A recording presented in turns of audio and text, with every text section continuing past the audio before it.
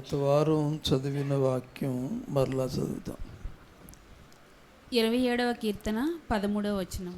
అందరికి అర్థమైందా? మరలా చదువు తల్లి, చెప్పు. 27వ కీర్తన 13వ వచనం. అది అందరూ అట్టు గుర్తుపెట్టుకోకూడదు. గుర్తుపెట్టుకోలేదా? చెప్పాలి మరి. చదువమ్మా.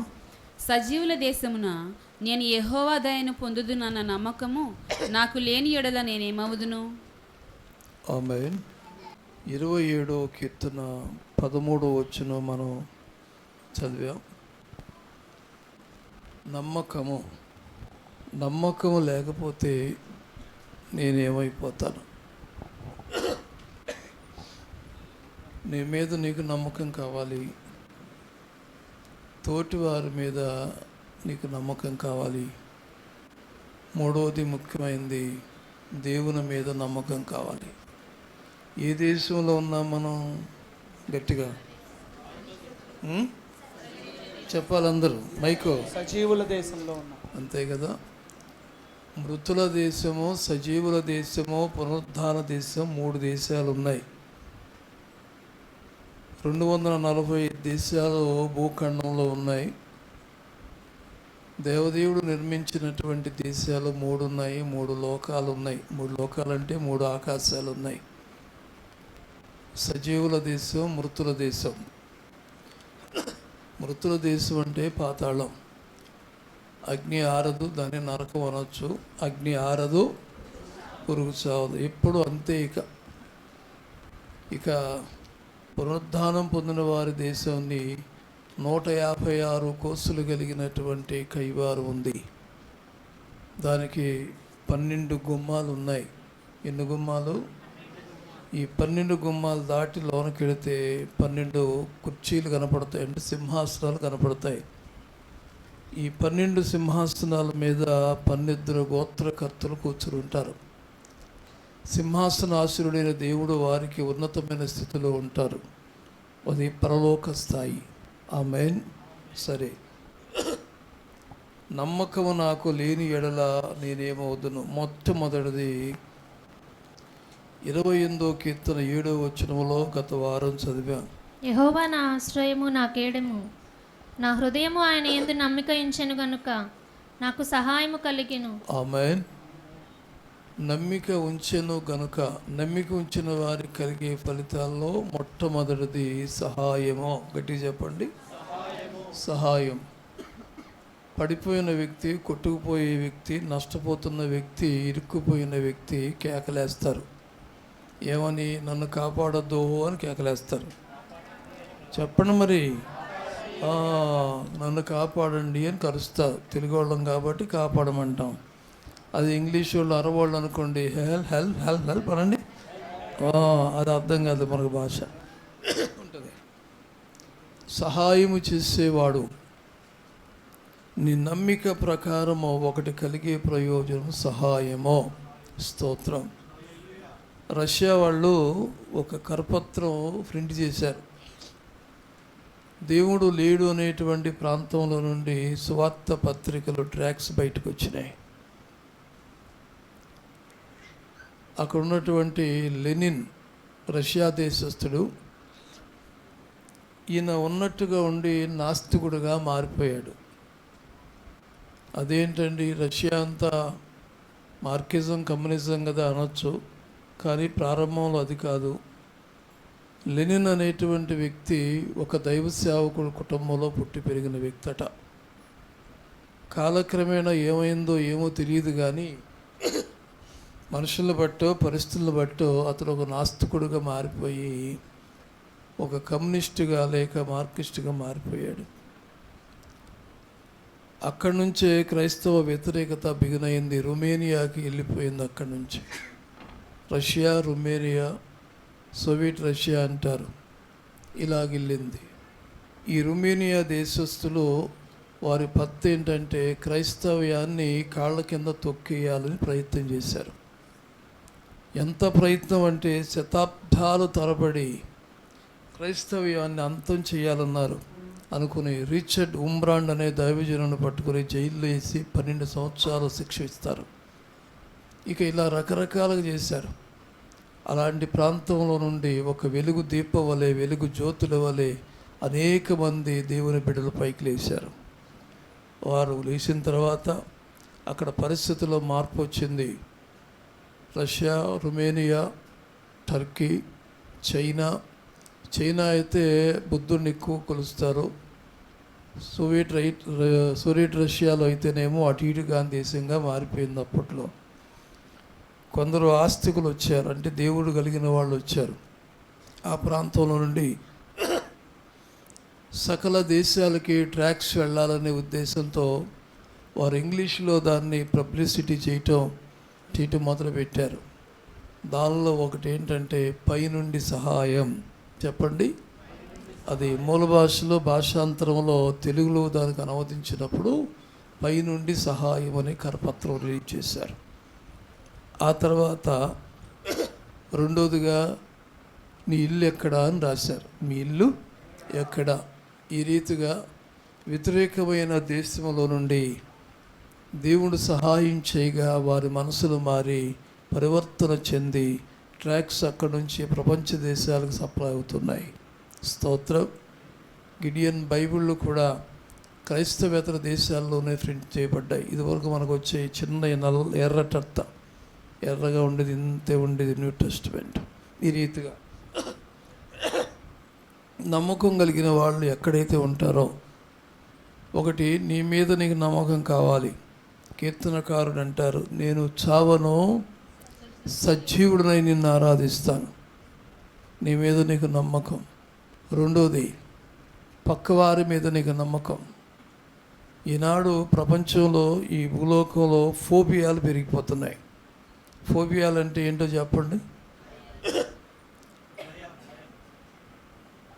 ఫోబియా అంటే ఏంటి? భయాలు, భయం. ఒకటి అంతేనంటావా?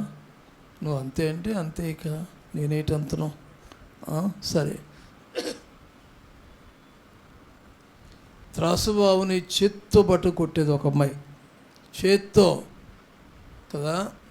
అదేదో వాళ్ళకి పట్టుకున్నట్టుగా పట్టుకుని ఇస్త్రీ కొడితే అది చచ్చిపోయి కింద పడేది. హాని చేసేదాన్ని చూస్తే భయం లేదు, కానీ ఎర్రొస్తే మాత్రం ఇంట్లోకి వచ్చేది కాదు. చెప్పండి, వానపాములు తెలుసుగా, ఇటు పాక్కుంటూ వెళ్తాయి. వానపాములకి ఎన్ని ఎముకలు ఉంటాయి? హలో, అసలు మీ ఊళ్ళో కూడా ఉండవా? అదే మా ఊళ్ళో కూడా ఉండవు, అంతే. వానపాము చూస్తే చాలా భయం. ఇంట్లోకి రాదిక, మంచం మీద ఎక్కి నిలబడద్ది. ఒక రోజున ఎందుకంటే మంచం ఎక్కావు అన్నాను నేను ఇంటికి వెళ్ళినప్పుడు. అమ్మో ఏమొచ్చింది? ఎర్రా చెప్పండి. అసలు పాములు పట్టుకు చంపేదానికి నీకు ఎర్రతో భయం ఏంటి అంటే, నాకు ఎర్ర అంటే భయం. నిన్న పేపర్లు వేసాడు, అమ్మో ఈ చీమలతో ఉండలేరని చచ్చిపోయింది ఒక అమ్మాయి. దీన్ని చూసి, చీమలో ఈ చీమలు నేను చూడలేను అమ్మో అని. దాన్ని ఏమంటారంటే అది జబ్బు. ఎర్రను చూసి తట్టుకోలేకపోతే ఎర్ర గుర్చిన ఫోబియా నీకు ఉంది. భయం అనేది నీ ప్రాణాన్ని తీసేది. నీ జబ్బు, నీ వ్యాధి నిన్ను చంపదు, కానీ నీ భయమే నిన్ను చంపుద్ది అన్నాడు ఒక కీర్తనకారుడు. ఆమేన్. అలాగూ భయం అనేది మానవుడి సహజం. అది అధికంగా భయపడటం అనేది ఫోబియా. అధికంగా తిట్టడం అనేది శాడిజం. ఏజం బుద్ధిజంలో నుంచి మార్కిజం వచ్చింది. మార్కిజంలో నుంచి అవన్నీ చూస్తే చివరికి వస్తే శాడిజం వచ్చింది. ఇవన్నీ ఇజాలన్నీ నిజాలు కాదు. చెప్పండి చదువుకునే పిల్లలు, మీరు చదువుకునే పుస్తకాల్లో ఇజం అనే బుక్కులు ఉన్నాయా? వాళ్ళకేం తెలియట్లేదు. ఇజం అనే బుక్ ఉందా? హిందూయిజం, మార్కిజం, ఎంఏకి వెళ్తే మీరు దొరుకుతాయి. వెళ్ళండి, దేవుని స్తోత్రం. అర్థమైందా? ఇది భయము అనేది ఒక ఫోబియా. అధికంగా ఆలోచించటం అనేది నీ మీద నీకు నమ్మకం లేకపోవటం. మాత్రం మింగాలన్నా ఇంకొకటి దగ్గర ఉండాల్సిందే. ఎందుకని? ఏమో ఇది మింగితే ఏమైపోతాను. మాత్రల్లో చంపటానికి ఎవరో చంపే కూడా ఉంటాయి కదండి. మాత్రల్లో బతకటానికి ఇస్తారు.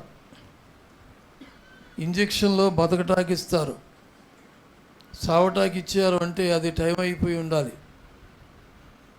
దాని మీద ఉంటుంది తయారైన డేటు, పనికిరాని డేటు, 2 డేట్లు ఉంటాయి. తయారైన డేట్ చూసుకోవాలి షాప్కి వెళ్ళినప్పుడు, ఇది ఎంతవరకు పనిచేస్తుందో లోన్ చూసుకోవాలి. అది కానీ దగ్గర పడింది అనుకోండి, అసలు కెమిస్ట్ డ్రగ్గిస్ట్ వాళ్ళే పట్టుకుంటారు, వచ్చి పట్టుకుని ఎన్ని దూరం పడేసి అవసరమైతే సీజ్ చేసేసి లైసెన్స్ రద్దు చేసేస్తారు. అదే లేదనుకోండి, మాత్ర వేసుకున్న వాళ్ళంతా పుట్టుక్కుని వెళ్ళిపోయేవాళ్ళు. డ్రగ్స్ కంట్రోల్ అనేది ఉంది దేశంలో. సరే, భయము, మనిషి రకరకాల భయాల్లో ఉన్నారు. ఈ భయం పోవాలంటే మనలో నమ్మకం పెరగాలి. అప్పుడు ఆమేన్. నా దేవుడు నాతో ఉన్నాడు, ఇది ఒక నమ్మకం. నాకేమీ కాదు చెప్పరే, ఇది ఒక నమ్మకం. నేను కింద పడతాను, పైకి లెగుస్తాను, నా దేవుడు నన్ను లేపుతాడు, ఇది ఒక నమ్మకం. ఈ నమ్మకం అనేది సజీవుల దేశంలో లేకపోతే నేనేమైపోతాను.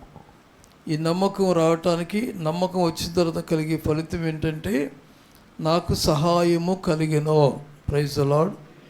నమ్మిక ఉంచితిని గనక ఏం కలిగింది? నమ్మకం లేకపోతే సహాయం ఎలా కలుగుద్ది? ఏమొద్దులే, అయితే ఆ దారి ఈ దారి, ఏదో దారిలో నువ్వు పడతావు, కొట్టుకుపోతావు. రాజు దగ్గర నిలబడ్డారు, అగ్నిగుండం దగదగ బగబగ మండుతుంది. రాజు కోపం ఇంకా పెరిగేసరికి 700 ఏంట్రా బాబు దానికి మంట అన్నాడు. రాజు కోపం అట్టాగా ఉంది, అగ్నిగుండం అట్టాగా మండుతుంది. కానీ వీళ్ళలో భయం అనేది వచ్చిందా? వీళ్ళలో నమ్మకం పెరిగింది. నీకు సమస్య పెరిగినప్పుడు నమ్మకం పెరగాలి, కానీ నీ నమ్మకం కాళ్ళ కిందకు రాకూడదు. నీ నమ్మకం గుండెల్లో పెరగాలి. Praise the lord.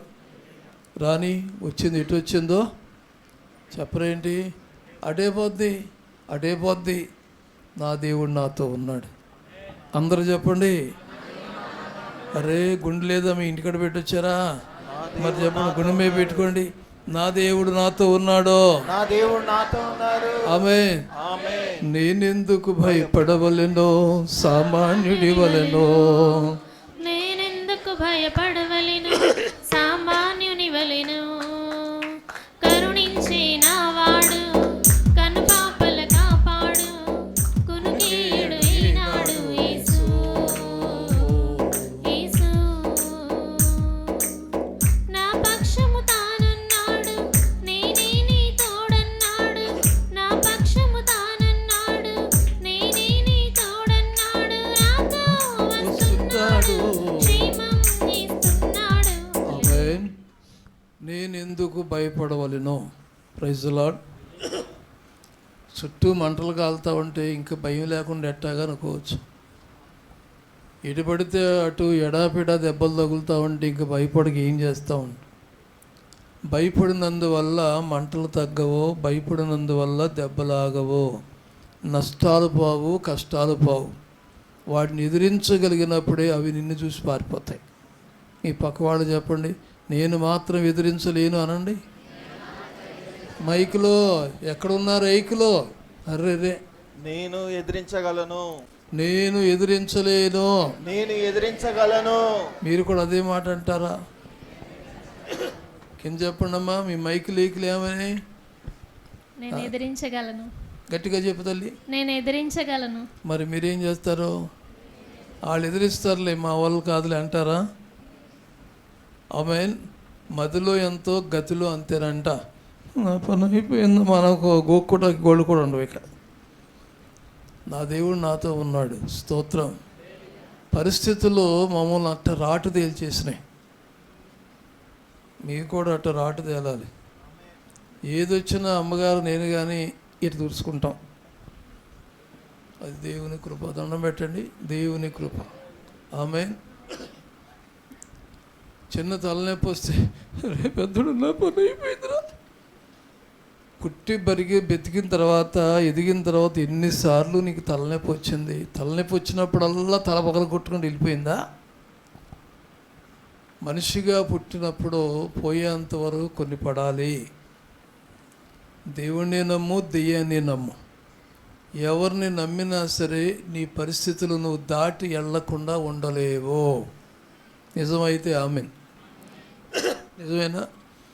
నేను ప్రభువుని నమ్మినప్పటి నుంచి అసలు నాకు తలనొప్పి లేదు అన్నవాళ్ళు ఎవరైనా ఉంటే స్తోత్రం. ఉందేమో జానుడు, ఆలోచించేదే మూరుడు. ఇంకా అర్థం చేసుకోండి, ఉందెంత జానుడు, ఆలోచన ఎంత మూరుడు. మరి తలనొప్పి నాకు ఏమవుద్ది? ఎలిక కొండను తవ్వగలదా? దానివల్ల అవుద్దా? అందుకని ఉందేమో మూరుడు, చేసేదేమో ఉందేమో జానుడు, చేసేదేమో మూరుడు. ఆకాశానికి నిచ్చినైతే ఇరిగి కింద పట్టడం తప్ప మరి తలనొప్పి రాకుండా ఏమవుద్ది? ఒకసారి ఒక ఆయన ఫోన్ చేశాడు, మన సంఘ బిడ్డలు కాదులే కానీ, పలానా చోట సంబంధం ఉందంటాయి గారు, మీరు కనుక ఒక మాట చెప్తే అవుద్ది అన్నాడు నాతో. వేరే వాళ్ళు, ఆ అబ్బాయి మనవాళ్ళు కాదు, అమ్మాయి మనవాళ్ళు కాదు, మనకెందుకు కందకలేని అన్నట్టుగా. అసలు ఏంటండి అన్నాను. ఆ అబ్బాయితో మాట్లాడండి, మా అమ్మాయికి మీ రుణం తీసుకుంటాను అయ్యగారు అన్నాడు. సరే పరిస్థితి ఏంటి, నీ బరువు ఎంత అని అడిగా నేను. నా బరువు 30 అన్నాడు ఆయన. అర్థం చేసుకోండి, బరువు ఎంత? నా బరువు 30 అన్నాడు. వాళ్ళకుందే 3.5 రూపాయలు రా బాబు, నీ 30 3.5 రూపాయలు దొరుకుతాడా? వెళ్ళి వాళ్ళతో అంతే తినాలంతే. వాళ్ళు డూప్లెక్స్లో ఉండేవాళ్ళు, 3.5 రూపాయలు కలిగిన వాళ్ళు, అంటే అంత స్థాయిలో ఉన్నవాళ్ళు. నువ్వేం 30 కలిగినవాడు. కనీసం వాళ్ళు కోరిక తీర్చగలుగుతావా? వాళ్ళ సర్కిల్ అంతా వస్తే వాళ్ళకి కావలసిన రీతిగా పెళ్లి చేయగలుగుతావా అని అడిగాను. ఈయనన్నాడు, తల తాకట్టు పెట్టేస్తానయ్యా అన్నాడు. నీ 30 తల ఎవడు పెట్టుకుంటాడు రా బాబు? నీ తల ఏమన్నా రూపాయి ఉందా ఏంటి? తిప్పి కొట్టినా సరే 3 కాణీలు నీ బరువు. మరి ఎందుకు 3.5 దూరికి వెళ్తా? మరి తలనొప్పులు రాకేమవుతాయి చెప్పండి? నీ బరువు ఎంతో చూసుకో, నీ స్థాయి ఎంతో చూసుకో, నువ్వు ఎగరగలవో లేదో చూసుకో, మొయ్యగలవో లేదో చూసుకో. అప్పుడు ప్రశాంతంగా నీ మనసు మీద నువ్వే పడుకుంటావు. Praise lord. మనిషి అంచనాలకి మించి అంచనాలు వేస్తే, నీ స్థాయికి మించి అంచనాలు వేస్తే తలనొప్పి వస్తుంది, దేవునికి దూరం అవుతావు. నా దేవుడు నాకు ఏమి చేయలేదు అంటాడు. ఎవరికి వాళ్ళు ఎందుకు ఫెయిల్ అవుతున్నారు? ఎందుకు నమ్మకాలు తప్పిపోతున్నాయి? నీ స్థాయిని మించి ఆలోచిస్తున్నావు గనుక, నీ పరిస్థితిని మించి ఆలోచిస్తున్నావు గనుక. గుణదల్లో ఒక ఆయన ఇల్లు కట్టాక ప్రారంభం చేశాడు. అప్పట్లో వాళ్ళ స్థాయి పెద్దగా ఏమి లేదు. 4 ఇంజనీర్లు తీసుకొస్తే ఈ 4 ప్లాన్లు ఇచ్చారు. దెబ్బతినేది ఇక్కడే. పరిశుద్ధ గ్రంథంలో కూడా ఉంది, ఒక మనిషి ఒక పని చేసేటప్పుడు డబ్బులు దగ్గర పెట్టుకుని ఎంత అవుతుంది ఏంటి లెక్క చూసుకొనడా అని రాయబడింది. వాళ్ళు పట్టుకొచ్చారు, వీళ్ళు పట్టుకొచ్చాడు. వేసేది గ్రౌండ్ ఫ్లోరు, ఫస్ట్ ఫ్లోరు, 10 అంతస్తులు వేసేటువంటి ప్లాన్ తీసుకొచ్చాడు. అంత కాలమ్స్ వేసాడు, అంటే ఫిల్లర్స్ 20 అడుగులు పైన లోనికి వెళ్ళాడు. ఆ పునాదులు అయ్యేసరికి అప్పట్లోనే 20 సంవత్సరాల క్రితమే 15 లక్షల రూపాయలు పునాదుల్లో పెట్టాడు. అప్పట్లో 20 అంటే దానికి 4 రెట్లు వేసుకోండి. అప్పుడు అది 15,000 నుంచి 20,000 వరకు ఉంది టన్ను ఆ రోజుల్లో ఆయన వేసినప్పుడు. సిమెంట్ కట్ట కూడా 200-150 రూపాయల లోపే ఉండదు నాకు తెలిసి. ఉన్న డబ్బులన్నీ పునాదుల్లో పెట్టేశాడు. ఇక డబ్బులు అయిపోయినాయి. అబ్బాయి ఉన్నాడు తెలుసు, 20 ఎంలు పెట్టాడు. అర్థమైందా? 20 ఎం పైకి లేపాడు. నాకు తెలుసులే, కొంచెం ఇంజనీరింగ్ ప్లాన్ నాకు కొంచెం తెలుసు కాబట్టి చెప్తున్నాను. కాలమ్స్ ఎంత ఉండాలి, ఇంత కైవారానికి ఎంత బరువు ఉండాలి, ఎంత మొయ్యాలనేది నాకు కొంచెం, మీ అంత కాదని కొంచెం తెలుసు. ఇంత ఉంది కాబట్టి ఇది మొయ్యాలంటే దీనికి ఇంత కాలం వేయాలి, దీనికి ఇన్ని నెంబర్లు వేయాలి, ఇన్ని ఎంఎంలు వేయాలనేది ఒక ఇంజనీరింగ్ ప్లాన్ లెక్క ఉంటుంది. 10 అంతస్తులు ప్లాన్ వేసాడు.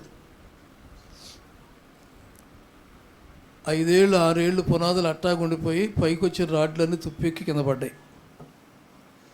ఆ తర్వాత వాళ్ళ ఇంట్లో వాళ్ళు ఎవరో రాజకీయాల్లోకి వచ్చి పెద్ద స్థాయిలోకి వచ్చారు.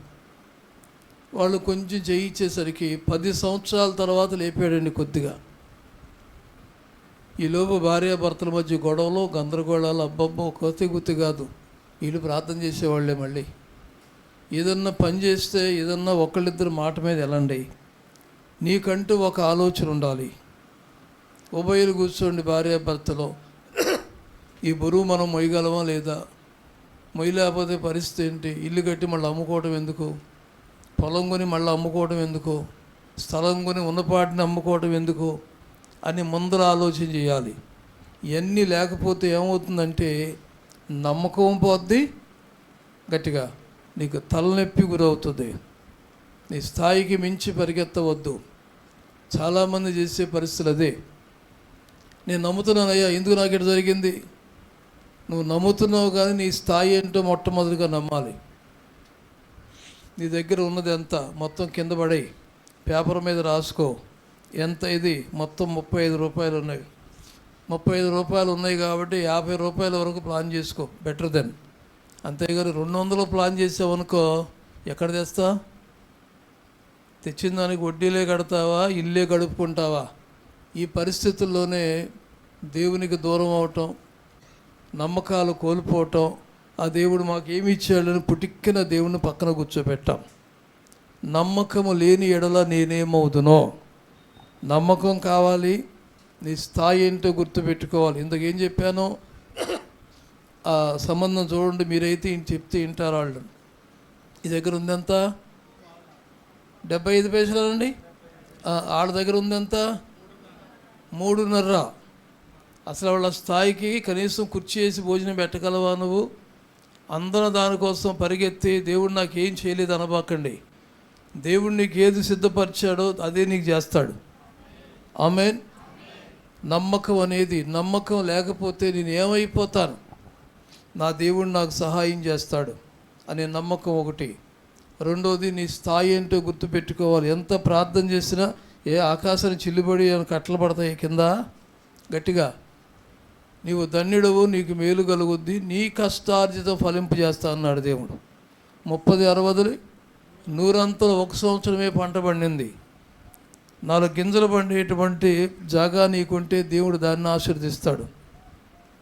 లేదు, ఆదాయ వనరులు కలిగింది ఏదైనా నీకుంటే దేవుడు దాన్ని ఇంప్రూవ్ చేస్తాడు. ఏది లేకుండా గాల్లో పెట్టి ఉఫ్ఫు దేవుడా అంటే కుదరదు. అందుకని జీవితం సాఫీగా సాగిపోవాలంటే నీ నమ్మకం నిలబడాలి. నమ్మకం నిలబడాలంటే నీ స్థాయికి మించి ఎగరొద్దు. ఈ పక్కన వాళ్ళు చెప్పండి, నా స్థాయికి మించి నేను ఎగురుతాను. అయ్యో మైకులు బిడ్డ, నా స్థాయికి మించి నేను ఎగరను. అర్థమైందా? ఇది ఎక్కడ ఏ డిక్షనరీలో దొరకదు. మీకు అనుభవంలోని చెప్తున్నాను. మీకు చాలామంది దెబ్బతినేది నమ్మకం లేకుండా కాదు, స్థాయికి మించి వెళ్ళి. అర్థమైందా? దేని మించి వెళ్ళి? స్థాయికి మించి వెళ్ళి. స్థాయికి మించి బళ్ళు వాళ్ళైపోతున్నాయి, పనికిరాని పరిస్థితులు ఏర్పడుతున్నాయి. నీ స్థాయి ఏంటో ఒక్కసారి గుర్తుపెట్టుకోవాలి. అప్పులు అందరికీ ఉన్నాయి, నాకు ఉన్నాయి. మనం లెక్కేస్తే ఎంత ఉంది మీకు చెప్పాల ఫిగర్ ఎంత ఉంది. అమ్మగారు అంటున్నారు ఎంత ఉంది అంటున్నారు. ఏంటిది? అవి మీకు చెప్తే లాభం ఏంటి? ఇప్పుడు నేను ఏది చేసినా, మేము ఏది చేసినా దేవుని కొరకు. ఆమేన్. ఏదున్నా వెనక్కి రాట్లా, ఏదైనా సరే ముందుకెళ్ళే ప్రయత్నమే చేస్తాం. అర్థమైందా? నమ్మకం లేకుండా చేయొద్దు. నీ దగ్గర జాగా లేకుండా పరిగెత్తొద్దు. నీ దగ్గర జాగా ఉంటే 4 విత్తనాలు వేస్తే 10 కాయలు కాస్తాయి అనుకోవచ్చు. అందుకనే సరే ఎన్నట్టు పెట్టండి, మీకు అర్థమైపోయింది కనుక స్తోత్రం. ఇప్పుడు నమ్మకాన్ని ఎలా పెంచుకోవాలి?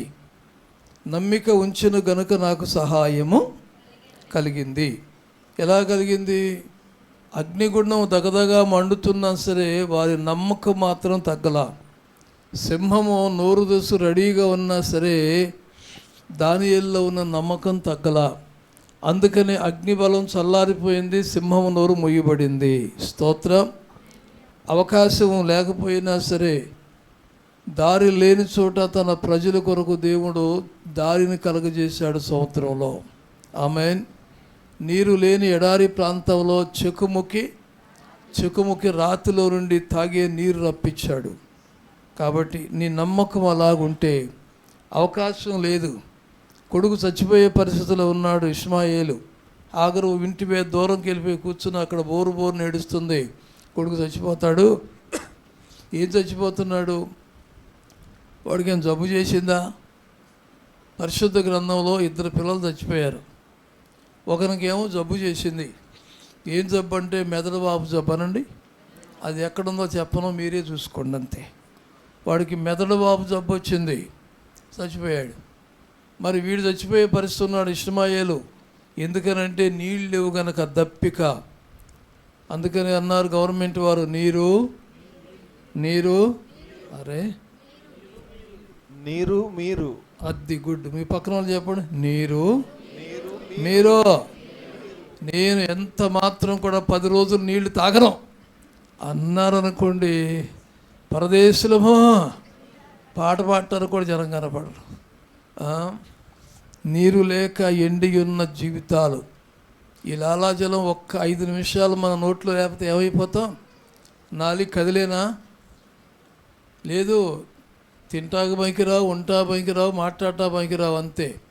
ఇమ్మీడియట్లుగా డెత్, అంతే. ఇక నీరు ఎప్పుడైతే తగ్గిందో, రక్తం కంటే మన శరీరంలో నీటి శాతం ఎక్కువ కాదా? నీటి శాతం ఎక్కువ. భూమండలంలో 75% నీరు ఉంది. ఈ 25%లో దాదాపుగా 8 నుంచి 10% వరకు మాత్రమే భూమి ఉంది. ఆ తర్వాత పర్వతాలు ఆక్రమించినాయి. పర్వతాలు, కొండలు, బండలు ఆక్రమించినాయి. భూశాతం చాలా తక్కువ. అందుకనే చైనా వాళ్ళు కానివ్వండి, సింగపూర్ వాళ్ళు కానివ్వండి, జానుడి స్థలం కూడా పానివ్వకుండా అక్కడ ఏదైనా చేసేస్తారు వాళ్ళు.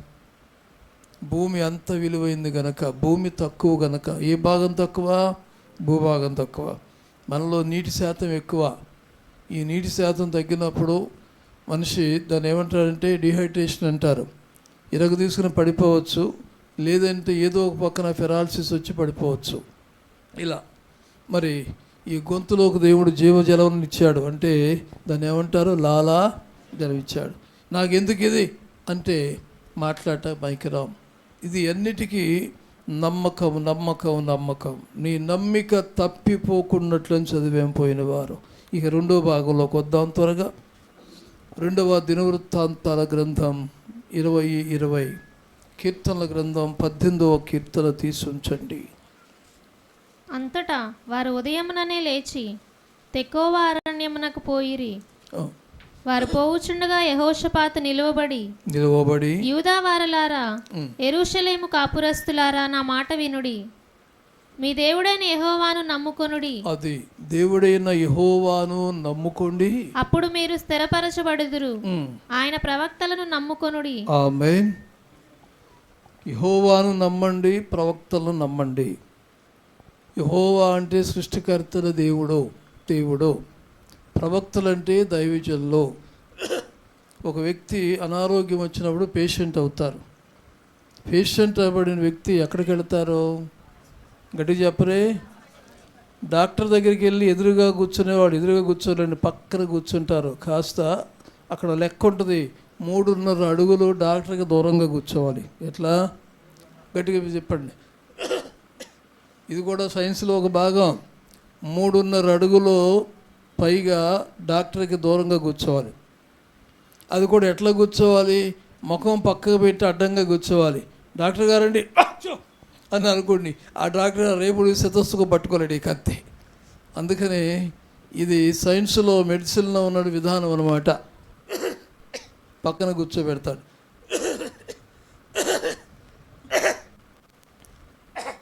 ఎవరైతే పేషెంట్గా వచ్చారో వారి మీదే చేయి పెట్టి సెతస్కోప్ పెట్టి డాక్టర్ ఏమంటారు చెప్పరేంటి అంటారా? గార్బిల్స్ అంటారు. డాక్టర్ పక్కన కూర్చున్న వాళ్ళు పేషెంటు, డాక్టర్కి దూరంగా కూర్చునే వాళ్ళని అటెండెన్స్ అంటారా? గట్టి చెప్పరే అంటారు. ఈ వెళ్ళినటువంటి వ్యక్తి, సహాయకులుగా వెళ్ళిన వ్యక్తి ఏదన్నా చెప్పారనుకోండి, సరైన డాక్టర్ చెప్పనివ్వడం, వీళ్ళే చెప్పాలి. మాట్లాడేటప్పుడు సార్లు వస్తుందా, ఆయాసం వస్తుందా, కళ్ళు తేలేస్తున్నారా, గుడ్లు తేలేస్తా అని చూస్తారన్నమాట ఆయన. అందుకనే పేషెంట్నే చెప్పంటారు. నేనేం మాట్లాడలేనంటే ఇంకేం చేస్తాడో, ఒక సూదేసి తీసిపోమంటాడు అంతే. ఏ కాంప్లెక్స్ చెప్పరేంటి? బీ కాంప్లెక్స్ కూడా పడేయి తీసిపోడు అంటాడు అంతే. నువ్వు చెప్పేదాకా కూర్చోవడానికి డాక్టర్ గారికి అంత టైం లేదు ఇవాళ. ఆమేన్. అంతమైందా? యెహోవాను నమ్మండి. 2, అరే యెహోవాను నమ్మండి, అప్పుడు మీరు స్థిరపరచబడుదురు. ఆయన ప్రవక్తలను నమ్ముకొనుడి. ఆమేన్. ఎవరు నమ్మాలి? ప్రవక్తలను. డాక్టర్ మీద నమ్మకం లేకపోతే రోగాలు తగ్గవు. అదొక గురి. ఆ డాక్టర్ గారు అస్తవాసి చెడ్డదండి, మంచిది, ఆయన చూస్తే చాలండి. ఆర్ఎంపీఓ పిఎంపీఓ ఎవరన్నా కానివ్వండి, చదువు గొప్పదే, చదువు కంటే అనుభవం గొప్పది. గట్టి చెప్పండి, చదువు కంటే అనుభవం గొప్పది. ఇలా చూసి చెప్పేస్తారు, వారి అనుభవం అది. వారికి ఉన్న సైకాలజీకి ఉన్నటువంటి పవర్ అంత గొప్పది. అందుకనే డాక్టర్ మీద నమ్మకం ఉండాలి, అలాగూ దైవజనుడి మీద కూడా నమ్మకం ఉండాలి. స్తోత్రం. నీ నమ్మిక ఎవరి మీద ఉండాలి? మీరు నమ్మితే ఏం చేయబడతారంటే స్థిరపరచబడతారు. ఎవరో ఫోన్ చేశారు మధ్యాహ్నం అనుకుంటా, నువ్వెందుకు రావట్లేదయ్యా అన్నాను. అయ్యగారు అక్కడికి ఇక్కడ రావటం కుదరట్లేదు, కానీ ఎక్కడో సాటికి వెళ్తున్నానులే అన్నాడు. ఎక్కడో సాటికి వెళ్తే నువ్వు నా బిడ్డ ఎందుకు అవుతావు? నువ్వు ఎక్కడో సాటికి వెళ్తే నీ గురించి పట్టించుకోవాల్సిన, మీరే చెప్పండి, నీ గురించి పట్టించుకోవాల్సిన, హలో అరే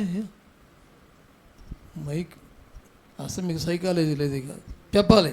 పట్టించుకోవాల్సిన అవసరం గట్టిగా పట్టించుకోవాల్సిన అవసరం లేదు. ఉందా? డాక్టర్ గారు, ఆ డాక్టర్ గారు సూదేశారండి, మీరు మాత్రలు ఇవ్వండి అన్నారు అనుకోండి, ఆ డాక్టర్ గారికి లేని బీపీ వచ్చి అటు చూసి ఇక్కడ అటువంటి ఎవరిలో పోమంటాడు. డాక్టర్లు బతిమాలి వైద్యం చేయరు, దైవజనులు బతిమాలి చేయలేరు. అర్థమైందా? యెహోవాను నమ్మండి, ప్రవక్తలను నమ్మండి, అంటే దైవజనులను నమ్మండి. నమ్మిక లేకపోతే ఏమైపోతావు? నువ్వు నమ్మితే ఏమవుతుందంటే అక్కడ స్థిరపరచబడతారో, ఉందా అక్కడ? అప్పుడు మీరు అప్పుడు మీరు స్థిరపరచబడుదురు. రెండోది, మీరు కృతజ్ఞులు అవుతారా? ఏమవుతారు? అప్పుడు మీరు కృతార్థులగుదురు అని చెప్పాను. కృతార్థులవుతారో. ప్రవక్తలు నమ్మితే మీరు కృతార్థులవుతారో, దేవుణ్ణి నమ్మితే మీరు స్థిరపరచబడతారు. ఈ రెండిటికి లింక్ ఏంటంటే నమ్మకం. నమ్మకం. ఎవరి మీద నమ్మకం ఉండాలి? తెకోవ ప్రాంతానికి వచ్చినప్పుడు పరిస్థితులు విషమించినాయి. వెంటనే ప్రవక్తలు వేసి అక్కడ, మీరు యెహోవాను నమ్మండి, ప్రవక్తలను నమ్మండి, మీరు అప్పుడు స్థిరపరచబడతారు. నమ్మకం లేకుండా ఎంత దూరం పరిగెత్తినా దేనిలో స్థిరపరచబడలేవు. నమ్మకం లేకుండా, దేవుని సన్నిధి లేకుండా, దైవజనుడు సహాయం లేకుండా నువ్వు సాధించేది ఏది ఉండదని దైవజనుడిగా చెప్తున్నాను. ఆమేన్. అర్థమవుతుందా? ఇవేమి సాధించలేవు. ఎలీషా అక్కడ ఉన్నాడు కనుక పడిన గొడ్డలు పైకి తీసుకొచ్చాడు. ప్రభువు అక్కడ ఉన్నారు కనుక మునిగిపోయి పేతుర్ని పైకి లేపాడు. లేదంటే మనం కూడా అదే పాట పాడుకోవాలి. ఏం పాట? ఎన్ని మెట్లు ఎక్కినా కనపడవేంటయ్యా, ఎక్కడున్నావయ్యా, ఉన్నావా, అసలు ఉన్నావా, ఉంటే కళ్ళు మూసుకున్నావా, బయటికి వెళ్ళి పాడబాకండి. ఉన్నావా ఉన్నావా ఉన్నావా, భక్త కన్నా పాగరికి వెళ్ళి ఆ సోలం పట్టుకుని కళ్ళు పీకేసుకుంటాడు. నీ దేవుడు అలాంటి వాడు కాదు. నువ్వు నమ్మితే నిన్ను స్థిరపరుస్తాడు. ఆమేన్. లేదంటే నెలకు 3 ఉద్యోగాలు చేస్తారు. నెలకు 3 ఉద్యోగాలు చేసేవాళ్ళు ఎక్కడైనా జీతం తీసుకుంటారా? 35 రోజులు అవ్వకపోతే జీతం ఎవరైనా ఇస్తారా? కొత్తలో చెప్పండి. తర్వాత ఏమైనా పడితే టక్కుమని పడతాయేం. కానీ కొన్ని కంపెనీలు అయితే చెయ్యి 3 నెలల తర్వాత నీ జీతం అంటారు. 6 నెలలు రాయి అంటారు. రాసేటప్పుడు మీ పేపర్లో అక్కడ పెట్టు అంటారు. అంతేనండి. నక్సలైట్లు ఎవరన్నా బంధించారంటాం కాదు, కంపెనీ వాళ్ళే బంధిస్తారు. వీళ్ళే పెద్ద నక్సలైట్లు. ఏసు రక్తమే ఒక కంపెనీకి సెలెక్ట్ అయ్యావు, తొందరగా ఉద్యోగం ఇచ్చేసావు అనుకుంటాం. బాబు నీ ఒరిజినల్స్ తీసుకురా, చెప్పండి, ఒరిజినల్స్ పట్టరా. ఈ పిచ్చోళ్ళు ఏం తెలియక, ఇది కూడా సార్ నాకే ఉన్నాయి, నన్ను చూడు, నా ఒరిజినల్స్ చూడండి. మళ్ళీ ఆ ఒరిజినల్స్ నువ్వు తీసుకోవాలంటే 6 నెలలు జీతం మళ్ళీ అక్కడ పెట్టేసి 10 నెలల జీతం వాళ్ళకి ఇవ్వాలి. చెప్తున్నా, నిజమేది, నమ్మబాకండి. కంపెనీల్లో సెలెక్ట్ చేసే కంపెనీల్లో చాలా ఫ్రాడ్ కంపెనీలు ఉన్నాయి, షూర్. మన పిల్లల్ని ఎలా వాడుకుంటారంటే గంగిరెద్దుల్లాగా వాడుకుంటారు. అదేంటయ్యా ఆవు అంటారే, ఆవు కన్నా మర్యాద ఇస్తారు. మరి గంగిరెద్దు చూడండి, దాని మీద అన్నీ పడేస్తాడు, పడేసి ఏయ్ కదులు అంటాడు. అమ్మగారు వచ్చారు దండం పెట్టు అంటాడు, చచ్చినట్టు దండం పెట్టాలి. ఎవరు?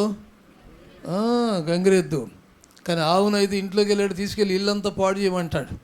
ఇల్లంతా పాడు చేసిన తర్వాత వీళ్ళు శుభ్రంగా కడుక్కుని అబ్బా మా ధన్యత అయిపోయింది అనుకుంటారు, ఆవు వచ్చి పాడు చేస్తే.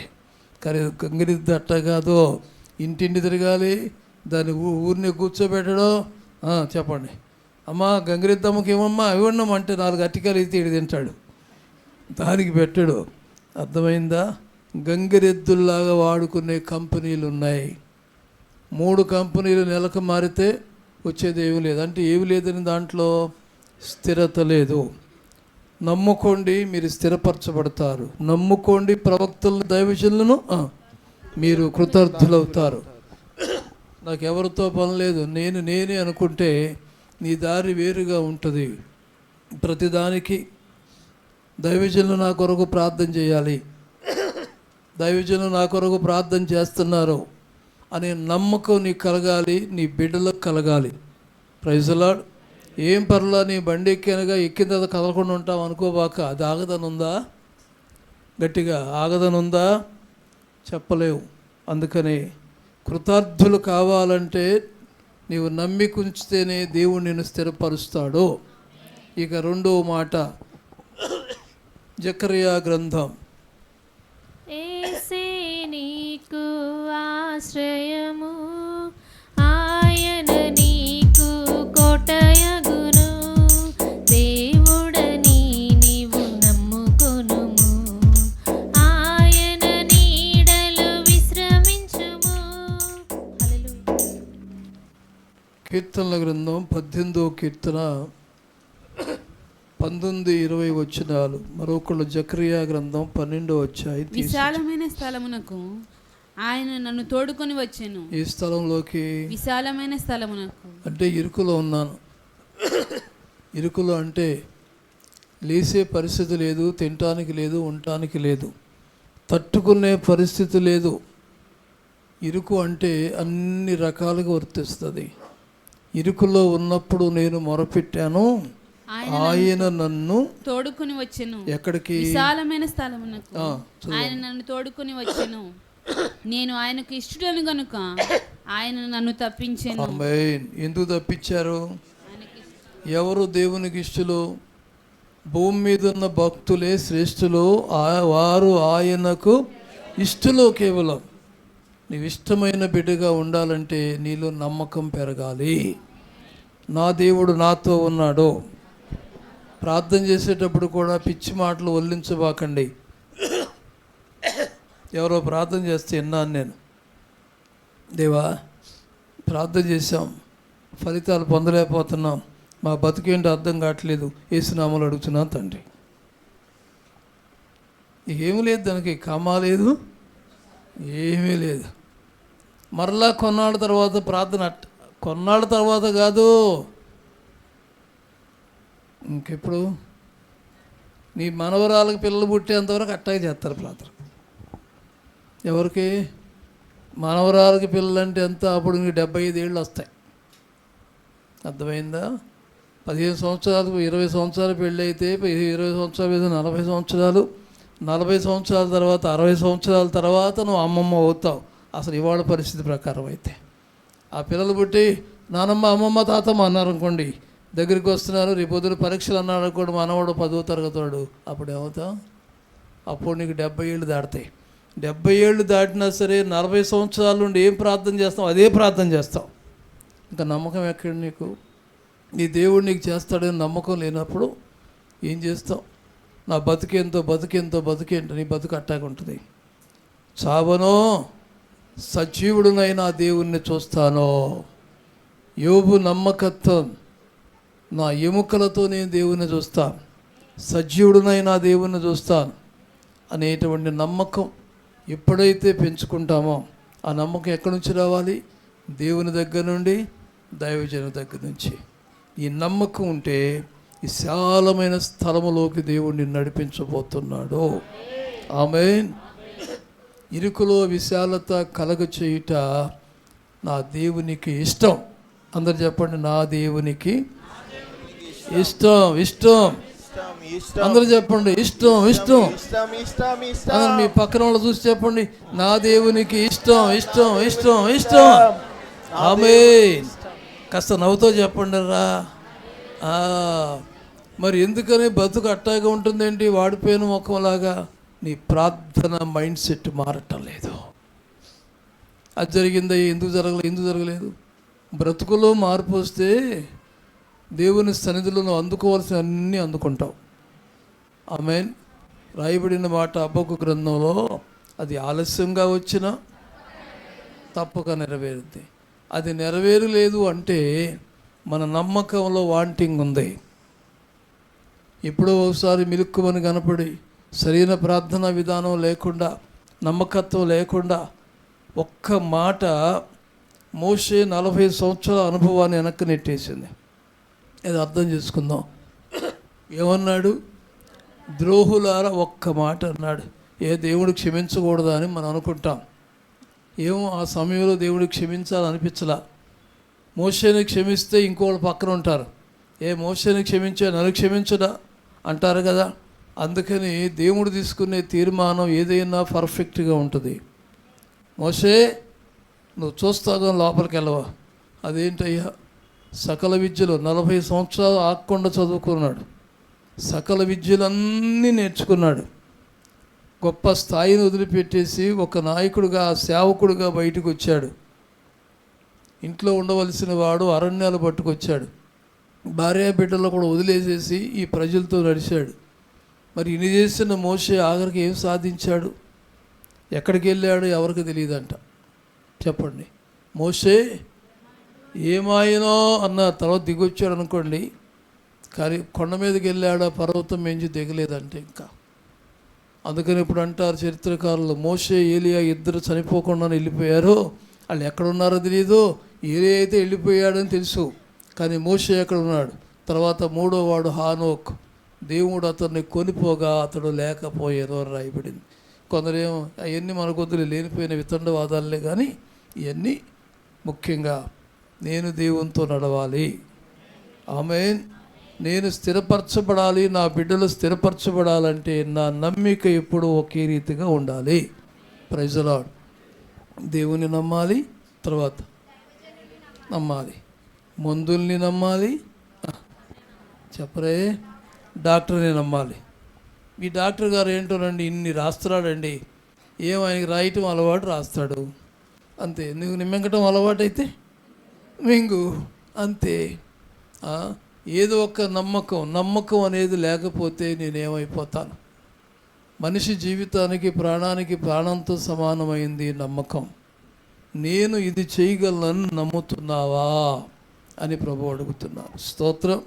ఈ 2 మాటలతో నేను ఇక్కడ ముగిస్తున్నాను. జకరియా గ్రంథం ఇవన్నీ వచ్చే వారం చదువుదాం మరలా. ఆమేన్. నమ్మకం ఎవరి మీద ఉండాలి? గట్టిగా చెప్పండి. మీ నమ్మకం ఎవరి మీద ఉంది? దేవుని మీద ఉంది అన్నోళ్ళు గట్టిగా చెప్పండి. దేవుని మీద ఉంది. ఇంకెవరి మీద నమ్మకం ఉంది? దైవజనుల మీద నమ్మకం ఉంది. గట్టిగా, దైవజనుల మీద నమ్మకం ఉంది. ఆమేన్. నాకు అసలు ఏ నమ్మకం లేదని చెప్పండి. నమ్మకం లేదు ఏమైపోతాం? గాలిలో దీపంలో ఉష్కాకి అంతే, చేసేది ఏమీ లేదు. ఎవరన్నా ఫోన్ చేస్తే అమ్మ ఉండు నేను ప్రార్థన చేస్తాను నేను అన్నా, వాళ్ళు కోరితేనే ప్రార్థన చేస్తాం. ఎవరిని ఇంటికి వెళ్ళా అనుకోండి, చుట్టాల ఇంటికి ఎవరన్నా ముందర ప్రార్థన లేగా నేను ప్రార్థన చేయను. ప్రార్థన విలువైంది. కనపడిన వాళ్ళందరికీ కొంత దైవజనులు వాళ్ళ ఇష్టం లేదు. మరి ఎలా నీకు ప్రార్థన చేస్తా, నువ్వు చేయబోదు చేసేవాళ్ళు లేరేంటి అక్కడ? నేను చేస్తారమ్మా, నేను చేస్తారా? ప్రార్థన కూరగాయల మార్కెట్లో పుచ్చొంకాయలు కాదు. ఒక వ్యక్తికి ప్రార్థన చేసావంటే రిజల్ట్ పట్టుకోవాలి. ఆమేన్. ఒక సమస్య కొరకు ప్రార్థన చేసావంటే అది మేలు వారికి కలగాలి. మేలు పొందిన నీవు దేవుని సందులో సాక్షిగా నిలబడాలి. దేవునికి కృతజ్ఞత కలిగి ఉండాలి. యెహోవాను నమ్మండి, ఆయన ప్రవక్తలను నమ్మండి, అప్పుడు మీరు స్థిరపరచబడి కృతజ్ఞులవుతారో. ఆమేన్. అట్టి కృపతో దేవదేవుడు నింపునుగాక. ప్రార్థన. కళ్ళు మూయండి. నమ్మిన వారిని కాదనవనియో నెమ్మదిను సగిడిన ప్రభుడవని. నమ్మిన వారిని కాదనవనియో నెమ్మదిను సగిడిన ప్రభుడవని. నమ్మితి నీ పాదములలో నమ్మితి నీ పాదములను మా సిల్లెను సిలువ మా పక్షమా. ఆమేన్. అందరూ కళ్ళు మూయండి.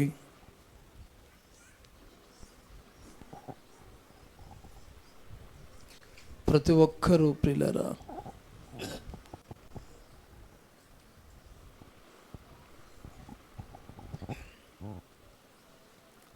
ప్రతి ఒక్కరూ కళ్ళు మూసి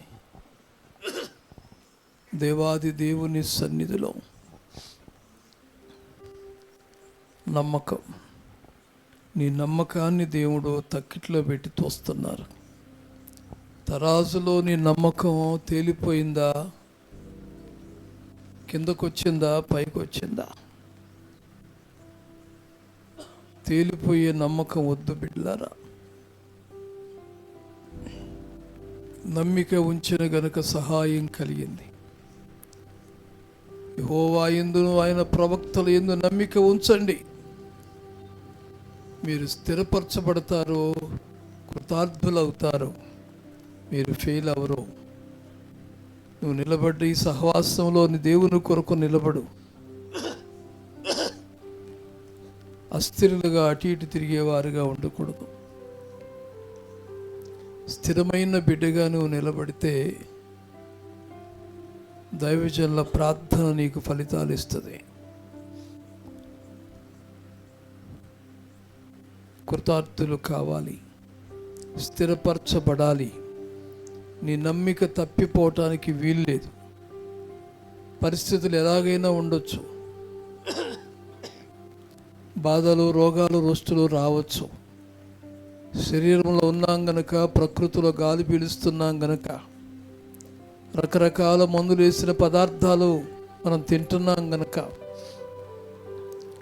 పరిసరాల్లో ఉన్నటువంటి వారి గాలిగా నువ్వు పీలుస్తున్నావు గనక ఏదైనా రావచ్చు. నాకెందుకు రావాలని అడగటానికి వీల్లేదు. వచ్చిన దాన్ని తప్పించు ప్రభు అని నమ్మకం కావాలి. నేను ఎందుకు బలహీనుడయ్యాను ప్రభు అంటాం కాదు, నా విశ్వాసం ఎందుకు బలహీనమైంది. శారా గర్భం మృతతుల్యమైన అబ్రహాము బలహీనుడు కాలేదు. రమారమి 100 ఏళ్ల వయసు గలవాడైనప్పటికీ విశ్వాసం ద్వారా బలం పొందాడని రాయబడింది. ప్రభువా, నాకు నమ్మకం కలిగించు. నా స్థాయి ఏంటో నేను గుర్తించాలి. నేను 30 మనిషిని, 30 వాడిని, 30 దాన్ని 3.5 రూపాయలకి అంచనా వేస్తే నా నమ్మకం పోయినట్టే. నా స్థాయిని బట్టి, నీ కృపను బట్టి కొమ్మును హెచ్చించే దేవుడు నీ ఒక్కడవే.